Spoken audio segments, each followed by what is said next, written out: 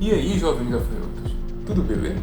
E agora, a parte 2 do nosso vídeo sobre a saga MIB, Homem de Preto. Agora vamos dissecar os podres da saga.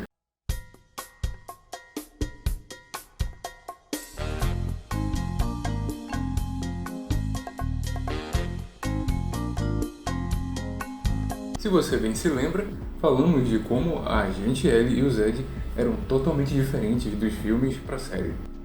Infelizmente, não é apenas essa incoerência que a saga tem.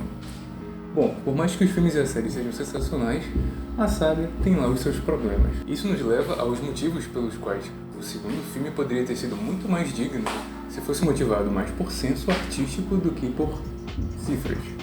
Milhões delas.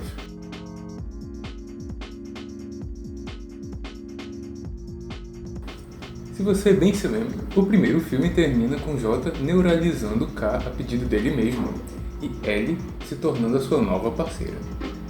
Bem, mas se formos analisar bem, esse final já não faz tanto sentido assim, porque K, um dos principais agentes da organização e um de seus principais fundadores, com anos e anos de experiência acumuladas, iria passar o bastão de forma tão rápida e direta assim para o seu novato parceiro que só teve uma única missão com ele. J precisaria de no mínimo ter um treinamento de alguns meses para que pudesse então ser o substituto ideal para K, que dirá L, que entrou no mesmo dia que ele.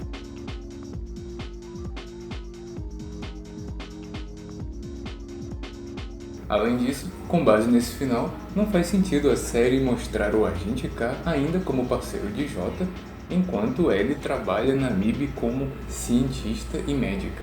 Isso só faria sentido se considerássemos que entre o primeiro filme e a série animada, K foi desneuralizado e voltou a ser agente. Mas isso meio que é um pouco do plot do segundo filme, mas com um pequeno detalhe. No início do filme, J diz para Zed que neuralizou L, ou seja, adeus coerência. You have got to stop neuralizing MIB personnel. The dude was crying in the middle of the diner. I hate that. And plus, you can't count L. I mean, she wanted to go back to the morgue. I helped her. Então, em que realidade K, L e J foram agentes contemporâneos um do outro na organização? Convenhamos, os roteiristas deram um chute na bunda numa personagem pra lá de interessante apenas para surfar novamente em cima da química entre Tommy Lee Jones e Will Smith. O resultado foi uma sequência que, apesar de divertida e com mais alienígenas grotescos, além de ter rendido o melhor clipe musical da carreira de Will Smith, foi totalmente desnecessário e não trouxe nada de novo para a mitologia da franquia. Eis um desperdício de trama para um universo tão cheio de possibilidades quanto alienígenas vivendo entre nós. E um desperdício de personagem no caso da Agente L, que poderia ter sido uma figura tão importante nos filmes quanto ela era na série animada.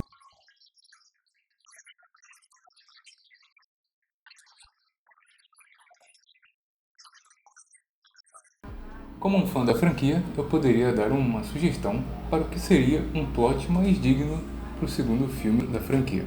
O segundo filme poderia ter desenvolvido melhor a relação romântica / atração sexual entre J e L. Depois que se tornaram parceiros, o seu contato mais próximo seria interessante para desenvolver uma química entre eles. Isso levaria a trama a discutir questões pertinentes dentro da mitologia da saga, como a proibição de casamento entre os agentes, já que eles são pessoas sem identidade oficial na Terra. A volta de um K desneuralizado poderia fazer com que se inflamasse uma rixa entre J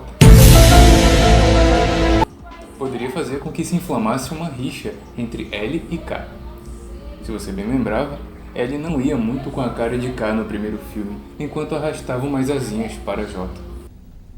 Olha, eu vou dizer o que eu acho, mas não fala pra ele, ele parece estar muito estressado. Isso proporcionaria muito humor caso essa relação entre esse triângulo de personagens principais fosse desenvolvida de uma maneira eficiente e hilária. Com o conflito de cargos, já que os agentes só andam em duplas, como ficaria a posição de L como parceira de J se K retornasse para ajudá-los a desvendar uma nova missão, que só ele, com sua vasta experiência, conseguiria resolver?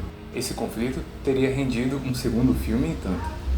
Além disso, isso justificaria justamente o fato de Ellie poder ter mudado de função dentro da organização, deixando de ser uma agente de campo e passando a ser uma médica e cientista, como mostrado na série animada. Isso faria com que a trilogia de filmes e o desenho se interligassem de forma coerente. Mas foi isso que tivemos?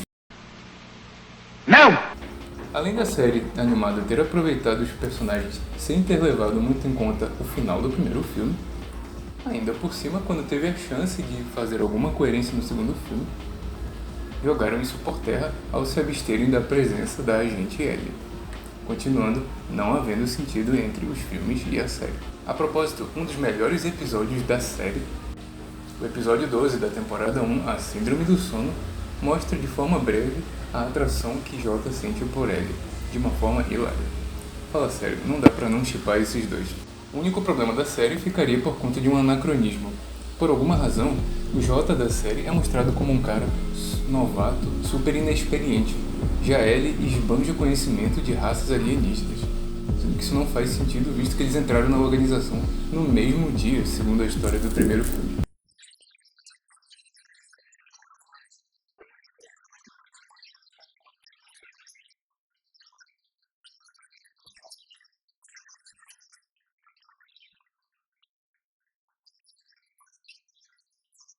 É como se os roteiristas tivessem confundido o trabalho dela como médica legista com o conhecimento de vidas extraterrenas.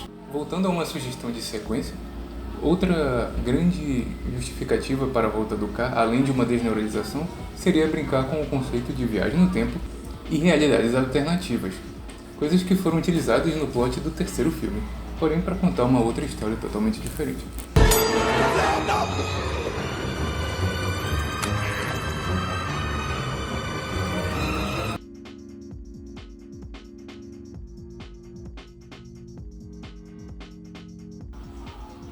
Se a gente bem lembrar, o Jota, no primeiro filme, não gostava de neuralizar pessoas. Inclusive, ele chegou a brigar muito com o K com relação a isso. Ô, K, deixa que eu cuido disso, tá? O quê? O que nós temos a fazer é entrar aqui e pegar um gato. Não é tão difícil, mas se você entrar, você vai querer usar o flash nela e vai acabar com o cérebro dela. Ela vai acabar com leucemia, ou pior. Então, como no segundo filme, ele diz que foi ele mesmo que neuralizou a Laurel. Isso não faz muito sentido. Isso desconsidera a preocupação que ele tinha com ela no primeiro filme. Por mais que se diga que, ok, agora o Jota ficou animadinho em poder usar o neuralizador, bom, essa mudança tão brusca de personalidade não deixa de ser desinteressante, já que o propósito da dupla é o contraste entre a personalidade do K e do Jota. K era o mais sisudo e sério, já que ele era o veterano.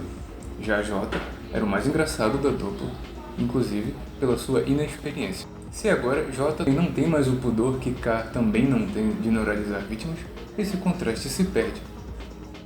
A menos, é claro, quando ele conhece o seu par romântico no segundo filme, a vítima interpretada por Rosario Dawson. Ahá! Pois é, essa hesitação que ele teve em neuralizar a vítima já era o que residia nele no primeiro filme com relação a Laurel. E se isso tivesse se desenvolvido de forma natural, com a presença da Ellie, não teríamos uma personagem secundária tão esquecível no segundo filme. Ou seja, tiraram uma personagem que era interesse romântico de Jota apenas para inserirem outra personagem que também é interesse romântico de Jota. Trabalhassem apenas a Ellie. Que merda, hein? Detalhe, o nome da personagem interpretada por Rosario Dawson no segundo filme é Laura. Quase o mesmo nome da agente Ellie, que é Laurel. Aff. Horrível, né? Isso chega a ser bem ofensivo para a inteligência de um espectador fã. Alguma dúvida de que o segundo filme é totalmente irrelevante para a franquia? Eu demorei para perceber.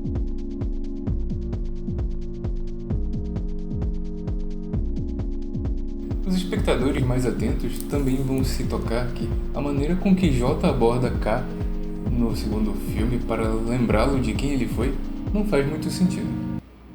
Vejamos, K não consegue se lembrar da fisionomia de J por ele estar neuralizado. Okay. C. Express mail to there. Kevin. Wow. Kevin, that's funny. You don't have like a Kevin. You don't remember me, but we used to work together. I never worked in a funeral home. There's something I can do for you, Slick. Okay. Mas, na verdade, considerando o contexto em que J neuralizou K no filme anterior, o ideal era que J tivesse contado para K aquelas histórias falsas que os agentes contam para as suas testemunhas, para fazê-lo retornar à sua vida pacata. Ou seja, era para K reconhecer J sim, mas não com a identidade de agente J, e sim como aquele senhor negro nobre que me ajudou a voltar para o hospital de onde eu saí porque fiquei sonâmbulo, ou algo do tipo. No caso, a narrativa falsa que fez K poder ingressar na organização foi um falso coma, como visto no final do primeiro filme naquela cena em que J o vê no jornal. Afinal, quando uma vítima é neuralizada, ela não é teletransportada para outro lugar. Ela fica exatamente no mesmo lugar onde ela estava. Ou seja, o J ainda estava exatamente na frente do K. Então ele deveria ter forjado uma história falsa para ele, assim como ele contaria para outras vítimas. É claro que antes da neuralização, também, o ideal seria K ter trocado de roupa, para que ele pudesse mais facilmente acreditar na narrativa falsa que o J contaria para ele. Mas K ter trocado de roupa deixaria a cena menos elegante, não é mesmo? Então era só explicar que, antes de sair do hospital sonâmbulo, ele ainda conseguiu roubar o terno preto de alguém, depois de ter ficado em coma por 35 anos.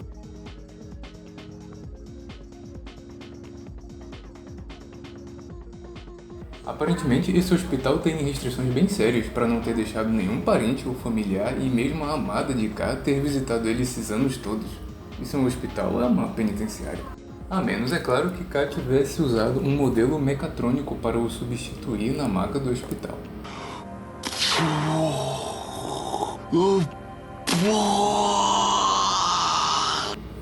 O que também não faria muito sentido, uma vez que quem desenvolveu a tecnologia mecatrônica, pelo menos segundo a série animada, foi a própria organização. Em segundo lugar, K ainda era um adolescente quando ingressou para a organização, ou seja, o modelo mecatrônico teria que ser de sua versão jovem, e que, portanto, jamais envelheceria nesses 35 anos em que ele passou no hospital.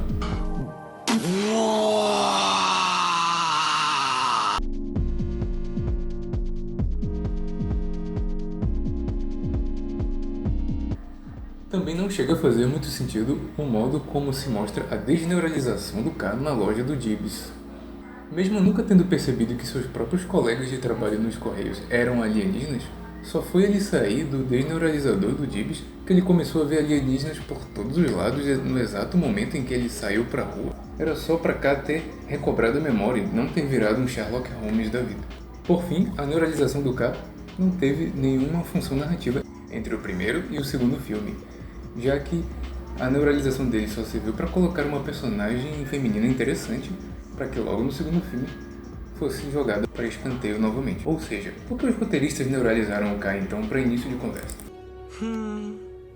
Não sei, tô nem aí. Que tal? Isso nos faz voltar à questão da impertinência de se ter J como substituto. É claro que com toda a experiência que K tinha, uma hora iam ter que precisar dele para resolver alguma missão que só alguém como ele poderia ter as respostas-chave. Ou seja, a volta de K não é um problema, e sim o modo como isso foi executado.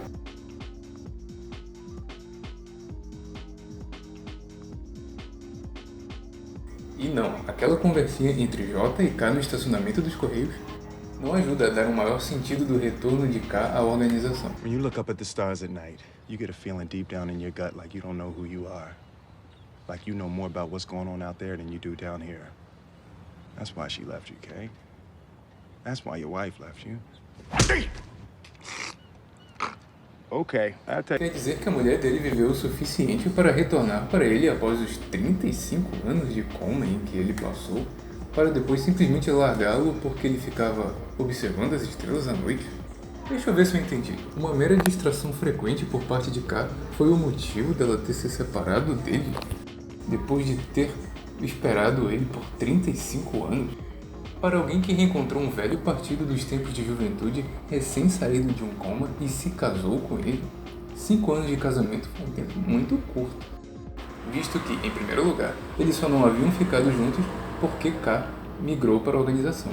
E, em segundo lugar, naquela cena em que K avista ela da visão do satélite, fica claro que ela não teria nunca procurado um outro relacionamento desde então. Era você, aquele cara da foto que aparecia com flores.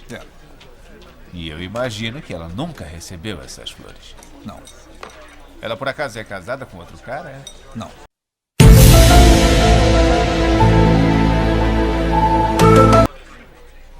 Ah, é como dizem. É melhor ter perdido um grande amor do que nunca ter amado.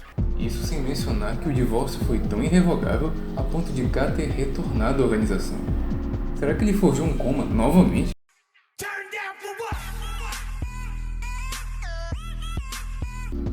Por falar nisso, o que foi aquela trama sobre o envolvimento de K com uma humana de outro planeta, a princesa Laurana?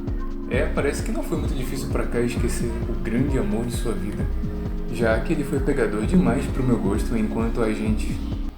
Quer dizer que além de ter tido uns flertes com a agente O, como visto no terceiro filme, ele ainda foi capaz de engravidar uma alien?